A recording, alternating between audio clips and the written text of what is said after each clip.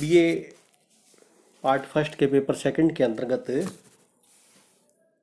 कहानी के रचना विधान के तत्वों से संबंधित व्याख्यान मैंने आयोजित शुरू किए थे, जिसके पहले भाग के अंतर्गत कथा वस्तु से संबंधित आपको कथा वस्तु की प्राप्ति के जो स्रोत हैं, जैसे इतिहास, पुराण, पत्र पत्रिकाएं, दैनिक जीवन की घटनाएं, इन सब के बारे में चर्चा की। और उसके पश्चात मूल जो स्रोत थे उसके लेखक के द्वारा उसके उपयोग की जो विधियां अपनाई जाती है उसके बारे में मैंने आपसे चर्चा की थी।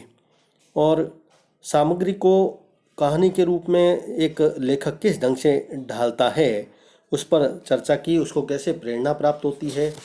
ये सब तथ्य के साथ साथ में कोई भी जो घटना या परिस्थिति जो होती है या अनुभव, मार्मिक पक्ष जीवन का, उसके साथ में किस ढंग से एक कहानीकार कल्पना के माध्यम से उसको अपना एक नया आकार और रूप प्रदान करता है, इन सब तत्वों की चर्चा की थी। अब आज हम कहानी के कथानक के इस भाग के अतिरिक्त जो एक दूसरा इसका महत्वपूर्ण भाग है कि एक कहानी के कथानक की क्या क्या विशेषताएं होती है, इस पर हम चर्चा करेंगे। पूर्व के व्याख्यान में मैंने संक्षेप में आपको इस पर चर्चा की थी कि कहानी में संवेदना या संघर्ष का होना अनिवार्य है और किसी सत्य का उद्घाटन भी उसमें निहित होता है। उसके उन सब पर थोड़ी सी और विस्तृत चर्चा करने के अतिरिक्त सबसे पहले तो हम इस बात को ध्यान में रखना चाहिए हमें कि एक कहानी के कथानक की जो विशेषताएं हैं उसमें तीन जो सर्वाधिक जो महत्वपूर्ण विशेषता है उसकी वो है, एक तो इसका वस्तु विन्यास क्रम, दूसरी इसकी संवेदना, तीसरा इसका संघर्ष और इसके साथ साथ में किसी सत्य के उद्घाटन की विशेषता। पहले हम वस्तु विन्यास क्रम की चर्चा करेंगे। सामान्यतः कथा वस्तु का जो विन्यास है वह तीन भागों में विभक्त होता है कहानी का, एक आदि, एक मध्य और दूसरा अंत। कहानी का जो आरंभ है वह कई प्रकार से हो सकता है। कुछ कहानियों का आरंभ एक परिचयात्मक भूमिका से हो सकता है, तो कुछ का आरंभ पात्रों या परिस्थितियों का परिचय कराने के रूप में हो सकता है। उदाहरण के रूप में जैसे बूढ़िका की कहानी है तो पात्र का परिचय या शीर्षक की इस बात को बता देता है कि यह पात्र की संबंधित विशेषता संबंधित कहानी है। दूसरा, कुछ कहानियों में लंबी चौड़ी भूमिका तो नहीं होती, किंतु प्राय सभी पात्रों और परिस्थितियों का संक्षिप्त परिचय दे दिया जाता है और उसके पश्चात है ना कहानी धीरे धीरे आगे बढ़ती है। जैसे प्रेमचंद जी की माँ शतरंज के खिलाड़ी कहानी है, वह इसी तरह की कहानी है। अब यदि हम देखें कि किसी नए ढंग से, बिल्कुल आकस्मिक ढंग से किसी कहानी का प्रारंभ यदि हम देखें तो ऐसा भी कहानीकार के द्वारा किया जा सकता है। कहानी सहसा किसी समस्या को सामने रखकर प्रारंभ की जा सकती है। इस प्रकार की कहानियों में प्रेमचंद जी की वैर का अंत शीर्षक कहानी मानी जा सकती है, या अन्य बहुत सी कहानियों का उदाहरण आपके दिए जा सकते हैं जिसका आरंभ बिल्कुल नए ढंग से होता है। कमलेश्वर आदि जो कहानीकार हैं उन्होंने इसी ढंग से कहानी शुरू की थी। हिंदी साहित्य में कुछ कहानियां प्रकृति चित्रण से प्रारंभ होती है। मूल रूप से जैसे हमने फणीश्वरनाथ रेणु की, प्रसाद की जो कहानियां देखते हैं उसमें इस प्रकार के चित्रण हम शुरुआत में देख सकते हैं। जैसे प्रसाद की कहानी ग्राम जो है वह इसी कोटि की कहानी जिसमें सीधे प्रकृति चित्रण से प्रारंभ होती है। दो पात्रों के जो नाटकीय कथोपकथन होते हैं, यानी जो आपसी बातचीत होती है ना, उसके सीधे उस बातचीत के माध्यम से भी कहानी का प्रारंभ कई बार कहानीकार के द्वारा कर दिया जाता है। और इसके अलावा किसी भी कहानी में सीधे ही किसी जिज्ञासा, रहस्य या कौतूहल को प्रारंभ कर देने की जो क्षमता होती है कहानीकार के द्वारा, वैसी कहानी वैसा भी प्रारंभ किया जा सकता है। हमने कई कहानियाँ ऐसी देखी हैं जैसे नासिरा शर्मा की या राय कृष्णदास की या आचार्य चतुर्सेन शास्त्री की कहानियाँ जो सीधे कौतूहल को उत्पन्न करती हुई प्रारंभ होती है। लेकिन किसी भी ढंग से वो प्रारंभ हो, कहानी में जो महत्वपूर्ण विशेषताएं होनी चाहिए उसके आरंभ में वह है कि वह नाटकीय तो हो ही, पूरी कहानी को पढ़ने की कौतूहलता या उत्सुकता पाठक को जागृत करने की क्षमता उस कहानी में होनी चाहिए। एक सौंदर्य और कलात्मक जो रसात्मक भाव है वह नाटकीयता से ही आ सकता है। तो ऐसी चीज़ें जो हैं वह कहानी के आरंभ में होनी चाहिए। अब यदि हम चर्चा करें कि कहानी के मध्य में क्या है, तो मध्य में हम कहानीकार के द्वारा कहानी का कहानी के कथानक की जो वस्तु विन्यास क्रम होता है, यानी उसके कथानक की जो 3 भाग होते हैं, उसका आरंभ, एक मध्य और एक अंत। तो मध्य भाग में कहानीकार किसी मुख्य घटना या समस्या की ओर अग्रसर होता है और कहानी के संघर्ष को स्पष्ट रूप से परिभाषित कर देता है। समस्या या कोई समस्या होती है, उसके प्रवेश की भूमिका वह मानता है और फिर समस्या का समावेश वह करने लगता है। संघर्ष का स्वरूप भी स्पष्ट हो जाता है और परिचय और संघर्ष का जन्म निश्चित रूप से हम कह सकते हैं कि घात प्रतिघात जो होते हैं वह कहानी के मध्य में हमें स्पष्ट रूप से दिखाई देते हैं। कहानी का मध्य भाग किसी न किसी समस्या या संघर्ष पर केंद्रित होना चाहिए और उस संघर्ष या समस्या का प्रस्तुतिकरण बड़े कलात्मक ढंग से होना चाहिए। यह भी ध्यान रखना चाहिए कि कहानी में संवेदना धीरे धीरे स्पष्ट होती है, इसलिए पाठक की जिज्ञासा हमेशा बढ़ती रहनी चाहिए। तो ये 2 कथानक के जो ये महत्वपूर्ण विशेषता है कि उसका आरंभ, मध्य और उसके पश्चात उसका जो अंत है, वह अंत निश्चित रूप से सौदेश्यपूर्ण हो, संवेदनशील हो। डॉक्टर जगन्नाथ प्रसाद मिश्र के शब्दों में यदि हम कहें तो जितना भी विवरण कहानी में प्रसारित रहता है, उसका सारा सौंदर्य पूंजभूत होकर अंत में आकर एक विशेष प्रकार की संवेदना को ही स्फुरित करता है। और संवेदना को जब वह स्फुरित करता है तो वह कहानी के 2 चीज़ें वहाँ पर प्रकट हो जाती है, एक चरम सीमा और एक उसका अंत। कहानी में केवल चरम सीमा जो होती है ना, वही महत्व नहीं रखती, वरन उसका जो अंत है वह भी एक संवेदनशील या सौदेश्यपूर्ण होना चाहिए। चरम सीमा कहानी का प्राण माना जा सकता है। यह वह स्थल होता है जहाँ कहानीकार अपने कहानी के मुख्य उद्देश्य या संवेदना को पूर्ण रूप से प्रकट कर देता है और पाठक मंत्र मुग्ध होकर उस कहानी की प्रशंसा करने लग जाता है। पाठक का मन प्रभावित होकर उसका हृदय बाग बाग हो जाता है। कहानी लेखक बहुत चतुराई के साथ इस चरम सीमा को अपनाता है और यही वह स्थल होता है जहाँ हम एक प्रकार से कह सकते हैं कहानी सुनने वाला या कोई भी पाठक, उसकी समस्त जिज्ञासाएं शांत हो जाती है। जिन कहानियों में चरम सीमा के साथ अंत अलग से जुड़ा है, उसमें लेखक को अधिक सजग रहना पड़ता है। कहानी में कोई अंत ऐसा अवश्य होना चाहिए जिससे कहानीकार जो होता है उसमें नाटकीयता, संक्षिप्तता को उजागर कर सके और सजग रह करके कहानी को शिथिल नहीं पड़ने दे। ये तो मैंने आपको बताई है कहानी के कथानक के विकास क्रम की विशेषता। अब हम कुछ अन्य जो तत्व हैं कहानी से संबंधित उसके कथानक में, वह यह कि कहानी का जो कथानक का जो शीर्षक होता है वह बहुत महत्वपूर्ण होता है।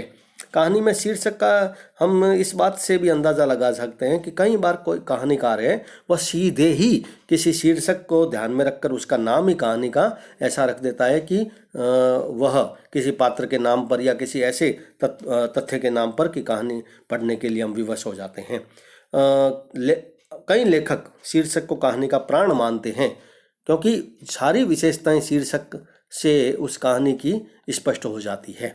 शीर्षक एक ऐसी चीज़ है जो जीवन के किसी मार्मिक पक्ष को ही उद्घाटित करती है, इसलिए उस कहानी की एक पूरी छाया होती है वह शीर्षक में समाहित होती है और कहानी की संवेदना भी हम शीर्षक में देखते हैं, क्योंकि सारी उत्सुकता जो होती है पाठक की वह शीर्षक के माध्यम से ही जागृत होती है और उस कौतूहल और आकर्षण को बनाए रखने के लिए, पाठक को कहानी पढ़ने के लिए सदैव तैयार रखने के लिए कहानीकार शीर्षक को संक्षिप्त रखता है और नवीनता और मौलिकता भी उसमें अपनाता है। शीर्षक का कहानी और उसकी मुख्य संवेदना से अवश्य संबंध होना चाहिए। शीर्षक कहानी की भावना, वर्ण्य आदि के अनुरूप होना चाहिए। यदि हम कहें तो शीर्षक कहानी के लिए इतना ज़रूरी है कि प्रकृति और उसकी कथा की प्रकृति और उसकी रोचकता यदि हमें बनाए रखनी है तो शीर्षक पर विशेष कहानीकार को ध्यान देना चाहिए। वह उत्तेजनात्मक इतना भी नहीं हो कि कहानीकार लेखक इस ढंग से रख दें कि पाठक उसको पढ़ने से ही कतराने लगे, इसलिए उत्तेजनात्मक शीर्षक नहीं रखना चाहिए कहानी के किसी भी कहानी के शीर्षक का। अब यदि हम चर्चा करें कि कहानी में कथानक की क्या क्या अन्य विशेषताएं हैं, तो कुछ विशेषताओं को जो मैंने पूर्व में बताई थी उसको आप विशेष ध्यान में रखें। जैसे उदाहरण के रूप में कहानी में संवेदना का होना अत्यंत जरूरी है। संवेदना उस मर्म स्पर्शी अनुभूति को कहा जाता है जो मानव मात्र के हृदय को इस प्रकार प्रभावित करती है कि वह कहानी को पढ़ते समय तिलमिला उठता है। कहानी का कथानक किसी न किसी संवेदना पर केंद्रित अवश्य होना चाहिए। संवेदना के बिना कहानी का कथानक एक जो होता है वह सफल नहीं माना जा सकता। एक सफल कहानी का निर्माण सदैव संवेदना पर ही निर्भर करता है। इसके अलावा एक अन्य जो विशेषता है वह है उसकी कौतूहलता में, जिज्ञासा में।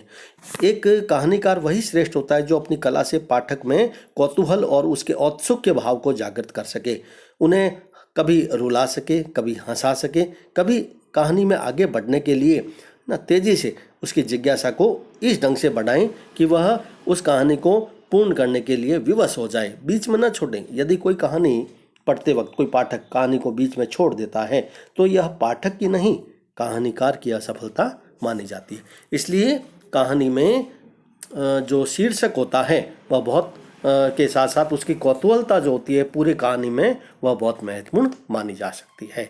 कथानक की एक सबसे महत्वपूर्ण विशेषता है कि कथा के प्रवाह में काल के व्यवधान जो होते हैं वह उपस्थित नहीं होने चाहिए। दृश्य और स्थान परिवर्तन के संबंध में ऐसे कहानीकार के द्वारा चित्र जैसे उपस्थित कर देना चाहिए कि अब ये परिवर्तन होगा और ये इसका स्थान और ये दृश्य है। कहानी का उद्देश्य केवल मनोरंजन करना नहीं होता है, इसलिए कथानक की यह विशेषता होनी चाहिए कि उसमें कोई न कोई ऐसा सत्य वह उद्घाटित करे जो मनुष्य के जीवन से जुड़ा हुआ होना चाहिए। एक कहानीकार कहानी रचना की प्रेरणा ऐसे अनुभव, विश्वास और चिंतन पर आधारित जो मानता है जिसका मूल आधार जीवन का कोई न कोई तथ्य है, सत्य होता है। फिर कथानक की जो गति होती है उसमें जो सरलता और जो सीधापन होता है वह कोई न कोई सत्य के उद्घाटन करने में बहुत सहायक होता है। कोई भी जो कहानी है वह सौदेश्यपूर्ण हो, उसकी घटनाएं, परिस्थितियां, प्रभाव, चरित्र ना और कोई भी अनुभव खंड वह किसी न किसी जीवन मनुष्य के मार्मिक पक्ष से जुड़ा हुआ होना चाहिए, तभी वह कथानक सफल माना जा सकता है। इस प्रकार हम कहानी के कथानक के अंतर्गत इस बात पर चर्चा यहीं पर हम समाप्त करना चाहेंगे कि एक कहानी पूरी तरीके से मनोविज्ञान का विषय है। कहानी साहित्य के विकास के आरंभ काल में हम कह सकते हैं कि कहानी का मनोविज्ञान से कोई घनिष्ठ संबंधी रहा है। और प्रेमचंद जी के शब्दों में कहें तो गल्प का आधार कोई घटना नहीं होते हैं, वह मनोवैज्ञानिक सत्य ही होता है। प्रेमचंद जी ने बिल्कुल ठीक कहा, क्योंकि कोई भी रोचक दृश्य देखकर कहानी लिखने और उसमें सौंदर्य की झलक प्राप्त करने की जो क्षमता या पाठक की भावनाओं को जो सार्थकता प्रदान की जाती है वह उस मनोविज्ञान की से ही संभव है। तो एक कहानीकार मानव मात्र के जो सुख दुख अनुभव तथ्य जो होते हैं, जो प्रेरणा होती है, उसके माध्यम से जो वह कहानी रचता है उसमें वह मनोगत भावों को विशेष रूप से ध्यान में उसे रखना चाहिए। मनोगत भावों से मेरा आशय है कि जो मनुष्य के भाव होते हैं, है ना, अपने परिवार, समाज, अपने तत्कालीन युग परिस्थितियों के संदर्भ में, चाहे वह कोई भी भाव है, ईर्ष्या का, घृणा का, क्रोध का, लज्जा का या भय का या संवेदना, कोई सुख दुख में सम्मिलित होने का, प्रेम, करुणा, दया, इन सब तत्वों को जब तक कहानीकार उजागर नहीं करेगा तब तक वो कोई कहानी सफल नहीं हो सकती, उसका कथानक सफल नहीं हो सकता। तो इस 2 व्याख्यानों में मैंने आपको जो कहानी के तत्व हैं उससे कथानक की संपूर्ण विशेषताएं आपको बता दी है। परीक्षा में यदि आपसे पूछते हैं कि कहानी के कथानक की समीक्षा कीजिए तो आप इन दोनों व्याख्यानों को सम्मिलित रूप से उसको सुन करके और उसके नोट्स बना करके उसका उत्तर परीक्षा में लिख सकते हैं। कुल मिलाकर कहानी के कथानक में जितनी भी विशेषताएं हैं उन सब को यहाँ पर हम समाप्त करके अगले व्याख्यान में कहानी के रचना विधान के तत्व के रूप में आपको मैं पात्र या उसके चरित्र चित्रण की जो विशेषताएं होती है कहानी में उस पर मैं चर्चा करूँगा आपसे।